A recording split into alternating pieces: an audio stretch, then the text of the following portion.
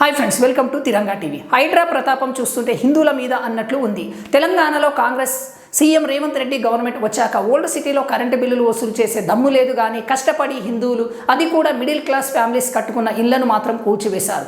Old సిటీలో ఎన్నో అక్రమ కట్టడాలు ఉన్నాయి. అంతేకాకుండా ఓల్డ్ సిటీలో హిందూ టెంపుల్స్కి సంబంధించిన భూములను ఆక్రమించి ముస్లిమ్స్ కట్టిన ఇళ్లను హైడ్రా కూల్చివేసిందా?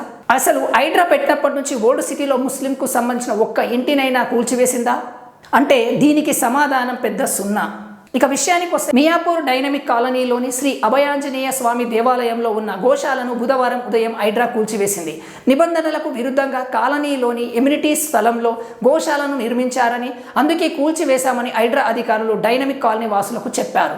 మూగజీవులు ఉండే గోశాలను హైడ్రా కూల్చివేయడంపై హిందూ సంస్థలు ఖండించాయి. ఓవైసీ బ్రదర్స్ సలకం చెరువు మధ్యలో కాలేజీ కట్టుకొని దందా చేస్తుంటే బీరాలు పలికిన హైడ్రా కమిషనర్ రంగనాథ్ గోమాతలు ఉంటున్న గోశాలను కూల్చివేయడం ఎంతవరకు కరెక్ట్ అని ప్రశ్నించారు. అంతేకాకుండా కూల్చే ముందు కనీసం గోవులు ఉండటానికి వేరే స్థలాన్ని కూడా చూపించకుండా కూల్చివేయడం దారుణమన్నారు. దేవాలయాన్ని ఆనుకొని ఉన్న గోశాలను ఎలా కూలుస్తారని, రోడ్డున పడ్డ గోమాతల పరిస్థితి ఏంటని ప్రశ్నించారు. ఓవైసీ బ్రదర్స్ ముస్లింస్ ఆక్రమించి వ్యాపారం చేస్తున్న వాటిని వదిలేసిన హైడ్రా హిందువుల ఇళ్లను, ఆధ్యాత్మిక కేంద్రాలను టార్గెట్ చేయడం ఎంతవరకు కరెక్ట్ అని ఫైర్ అయ్యారు. ఈ పూర్తి వీడియో పైన అభిప్రాయాన్ని కామెంట్ రూపంలో తెలియజేయండి.